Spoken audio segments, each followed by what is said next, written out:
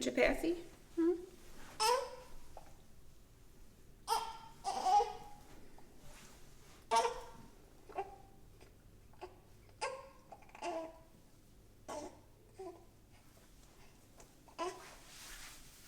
Nope, don't drop it.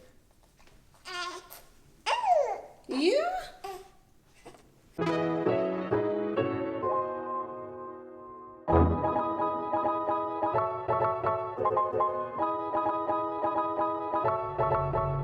What's up, tribe, and welcome back to my channel. Thanks so much for joining me again. If you're new here, my name is Mariah and I clearly have a newborn, and if you have not already caught up on the journey to get to this newborn, you can click on the playlist linked up above and that'll get you all caught up. A lot of great moments, a lot of great memories. Definitely a tumultuous TTCing process, but here we are, and today we are gonna do this little guy's 1.5 month update. So let's go ahead and get into it. So first off, setting up with a newborn is a lot harder. It takes me a lot longer of a time, especially because my little guy likes to be held a lot. Pretty much hold him, I don't want to say all day because that's not really accurate. It varies on a day-to-day basis. However, he is definitely a baby that likes to be held and cuddled a lot. Yeah, even when mom's working. So it definitely took a lot longer to get set up, which is why I'm a little bit slower at just the whole video process in general. It's no secret that being a mom is a full-time job, and it definitely has kept me very busy as he's getting upset right now. You don't like that position? I think you're a little sleepy. Yeah, somebody's a little bit sleepy. But yeah, he definitely keeps me preoccupied, even when editing. And this is the first, I will say, sit-down video, but it's really a stand-up video. This is the first stationary video that I have recorded with him. I did try to record a few days ago, and it just did not work out. He was not having any of it. He was highly upset, even though he had already eaten, had already been changed. All of his needs were taken care of, but he just was not having it. So here we are. And usually for the most part during the day, he has his moments. He has his days where he's super content and super chill. And then he has his days where I won't say he's crying nonstop, but he's just not satisfied with anything. Whether he's already eaten, you could be carrying him around, you could try putting him down, and it just doesn't matter. And he kind of has to just get to a point where he decides that he's ready to calm down. So the first few weeks with him, we were just really getting adjusted, and even now it's kind of difficult to just sit down and do videos and stuff like that. So I didn't really record any updates as far as like his progression or how he was actually doing or anything like that. But now that I can be in a little bit more of a routine and I can kind of somewhat predict when he's going to be a little bit more chill, I can finally update you guys. So today he is actually 7 weeks. We are a little bit behind with doing his 6-week update. And really, it's just because, like I said, we've been super busy. The first few weeks were kind of rough with him from a GI standpoint. We had him on a formula that he started on when he was in the hospital. They gave us the little ready-to-go bottles of the Enfamil Neuro Pro, the yellow line, or the yellow can, the yellow variety. I don't know. It's like the standard original Neuro Pro. And we switched from the ready-made bottles once we got home to the powdered formula, and we gave it a couple of weeks. We spoke to the pediatrician, we went to his 2-week appointment, and they pretty much told us that, like, oh well, his body's still adjusting to outside of the womb. That might be why his stomach is kind of upset, and babies in general some can be really gassy. And we actually encountered an issue where his poop became very much almost, I won't say clay-like, it was more like Play-Doh. And not to gross anyone out, but TMI, I'll insert a picture right here. And the pediatrician basically was saying that that might still be him adjusting. We were going to take him in at that point, the day it happened, but it kind of over the next few days just leveled out and his poop went back to normal. But even after that happened, he was just super gassy, super fussy, just you could not comfort him. It just seemed like he just was not feeling the greatest, and I felt like it was coming from the formula, and Jeremy definitely agreed. So we decided to switch him to the Enfamil Inspire line, and that has been way better. He has tolerated that a lot better. He seems to be a much happier baby. It's crazy that night and day you can change a formula and you can see a total difference in their behavior. What you doing? You looking for your Patsy? There you go. I thought you were going to sleep. And you're about to knock it out again, trying to get your hands. You can't get both. It's one or the other. Stop bobbling your head. There you go. There you go. So when we took him to his 2-week appointment, he had already surpassed his birth weight. He didn't really have an issue with losing any weight or anything like that, which was great. He was about, I want to say he was close to gaining almost a pound at that point. And at his 6-week appointment, he has since gained almost 2 pounds. So right now he weighs 9 pounds and 9 ounces. So like I said, he's gained about 2 pounds from his 2-week appointment to his 6-week appointment. But from birth, he's gained almost 3 pounds, which puts him in the 11th percentile. They aren't really concerned with his weight or anything like that, as long as he continues the gain and doesn't really fall to the 2 percentile. They recognize that first couple of weeks, him trying to adjust the formula and the switching and all of that type of stuff may have come into play as well.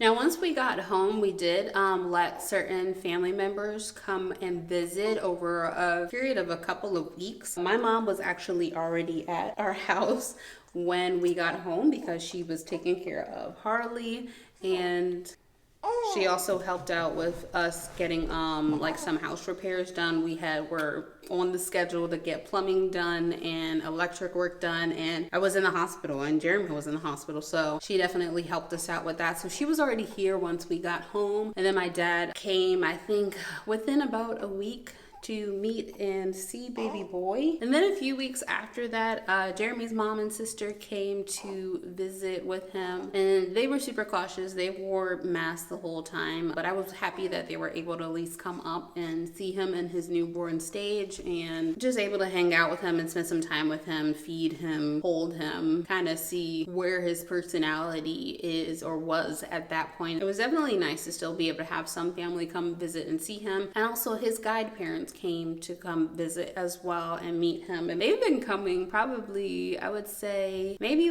twice a month to come see him and to come see us too, but to come see the baby and come hang out with us. So that's been really nice. The pandemic has definitely affected us just in a different way when it comes to having an infant. We are super, super cautious with whom we are allowing to come into contact with us and therefore come into contact with him. We're very limited when it comes to visitors, and we're very selective about who comes to visit, just because we've done so much to get to this point that me and Jeremy are just extremely concerned about how he could potentially be affected if someone was to come into contact with him and they were sick. I am extremely overprotective and overly cautious when it comes to him, but like I said, it was still nice to have some family come visit, and we've been sticking to the same exact family members, all of whom are taking proper precautions. No one that has school-age children that are going back and forth to school. My nephews have been able to meet their cousin, which has been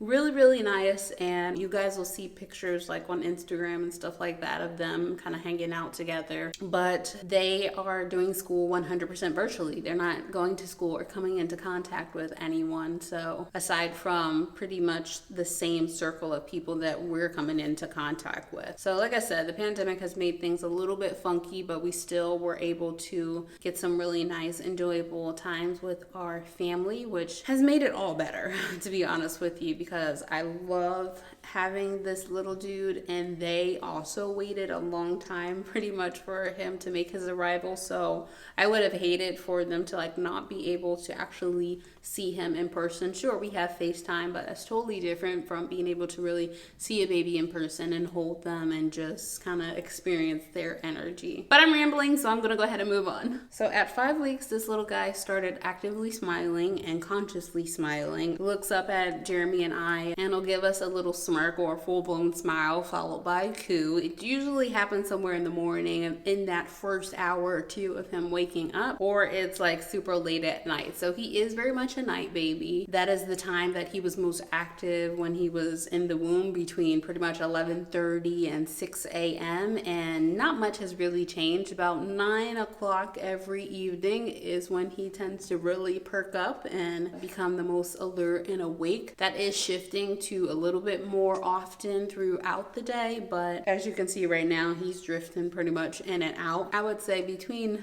9 o'clock and 11 o'clock is when he is the most up, alert, active, looking around at things. He absolutely loves the ceiling fan and anything pretty much on the ceiling that is black or darker colored and nice and contrasted to look at. Speaking of contrast, we are doing contrast cards with him, which I'll insert a clip now. We did them on our way down to his 6-week appointment, and I try to do them once a day. They are also on his activity mat, but I have an extra set that are just for me to hold in my hand, and we just try to do that once a day to kind of help his eyesight out and help kind of with his brain development and his cognition and everything like that. So it also gives him something a little bit new and different each day to look at with the different shapes. Also, while he was in the womb, he always had his hands up near his face, and that really hasn't changed. He prefers to have his hands closer to his face, so swaddling he is not a fan of. We still do it just because his startle reflex is just to the point where he wakes himself up constantly throughout the night if he isn't swaddled. Most of the time, we've had like a few nights where he hasn't really done that, but it's a lot better sleep-wise for him to just go ahead and be swaddled. We also have to swaddle him to calm him down sometimes, because he will go on these crying and screaming spouts where he works himself up so much beyond the point of being comforted that the last thing to do pretty much is just to swaddle him and pick him back up and try to comfort him as much as possible. But he needs almost that regulation of being restricted. For as much as he hates it, he needs it to be able to physically calm down. So that's typically what I don't want to say our last resort or go to, but once I know that he's reached a point where he is just over the top upset, the only thing, like I said, that calms him down is swaddling. And it's not an immediate calm. It's like it takes still about anywhere from 5 to 15 minutes for him to kind of come back down from that. Right now we also are dealing with some cradle cap for him. He has cradle cap that it's not really severe on his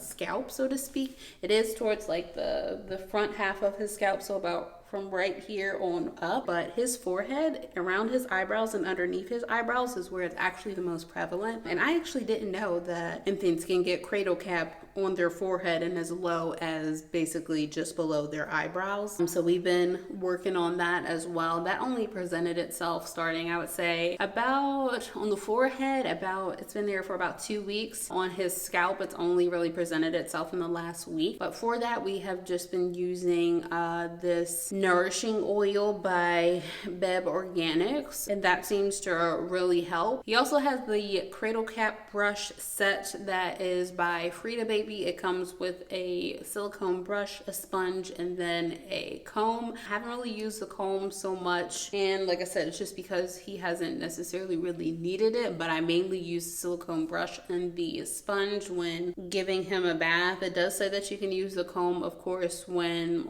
they're not getting a bath on dry skin or dry hair, but I tend to just do it all once he gets a bath. And I try to give him a bath pretty much 2 to 3 times a week. It just really depends on how his skin is doing and how many times he has pooped, how many poop explosions we've had is what it's really dependent on. Sometimes he gets a bath more, sometimes he gets a bath a little less. We don't necessarily have an exact schedule for that, but I try to do it pretty much, it amounts to like every other day or once every 2 days, because I want to be careful to not dry out his skin, and that seems to be working well for him. In the past week, he started to be really colicky, and what we've been doing to kind of get us through that time period is just doing the 5 S's method, and that seems to be what's working for us and him. It'll probably be at least a couple of more weeks before he kind of phases out of that. I would say the worst part of it is feeling like I wish there was something else I could do to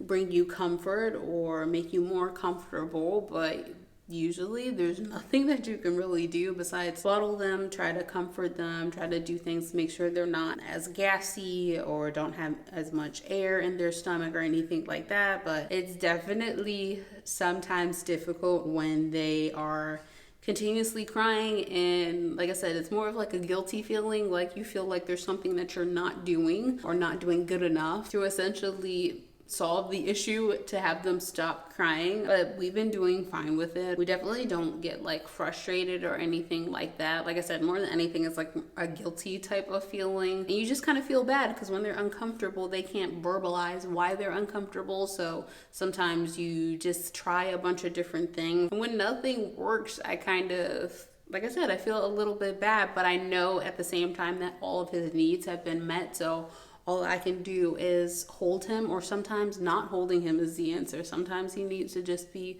put down in his bassinet, and I'm still there. I'm still right next to him, but sometimes he just needs that feeling of being on his own, which is oftentimes hard to differentiate. Do I need to put you down, or do I need to pick you up? Do you want to be rocked, or do you just want to be held sitting down? Do you want to be on your stomach, or do you want to be up on the shoulder? So we're definitely still adjusting and learning each other. I definitely feel like I have a good handle on what he kind of wants when he wants it, which is good because I can give little pointers here or there to someone else who's holding him or feeding him or burping him as to what's going to be the best method to where he isn't upset and also gets the job done. So that's definitely a plus, or something that I feel good about, that I at least essentially know enough about my baby to be able to tell someone else what's going to work best for him. But activity wise, he loves to cuddle. He wakes up about every, I want to say roughly about every 3 hours to eat. Right now he's up to 4.5 ounces, and we've been going back and forth with that. I keep trying to increase it to 5, but sometimes he does seem like he still wants to eat. However, he usually spits up. So what I have switched to trying is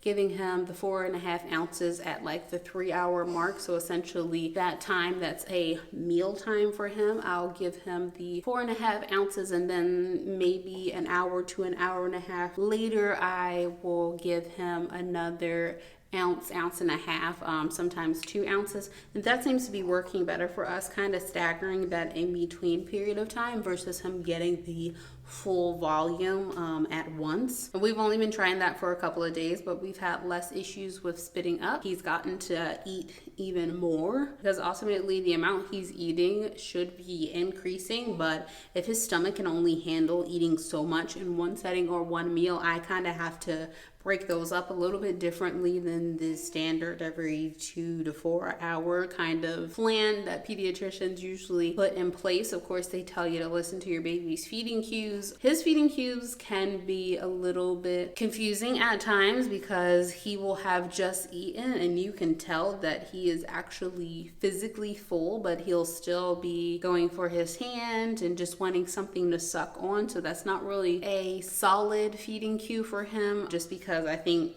just from him being in the womb, having his hands constantly close to his face, that's what he does. He likes to have his hands up in his mouth, up near his face, and he likes to suck on things. As far as the pacifiers are concerned, he, from pretty much, I would say, the second day, was it the second day? Not even. I don't even think he was here for 24 hours yet before he wanted the pacifier, because we had to put mittens on his hands because he kept scratching his face. So he definitely likes to pretty much, I won't say always, but about 70% of the time have something to suck on or something in his mouth. So it's not that he's even always hungry, it's just that's what he likes or prefers to do. He's still pretty unsure about tummy time. He loves to have tummy time, so to speak. He doesn't really see it as tummy time, but it's tummy time when he's laying on my chest or on my stomach in the mornings and in the evening most of the time. And he is definitely very active as far as lifting up his head and looking around at everything, very alert, and definitely has some good neck strength.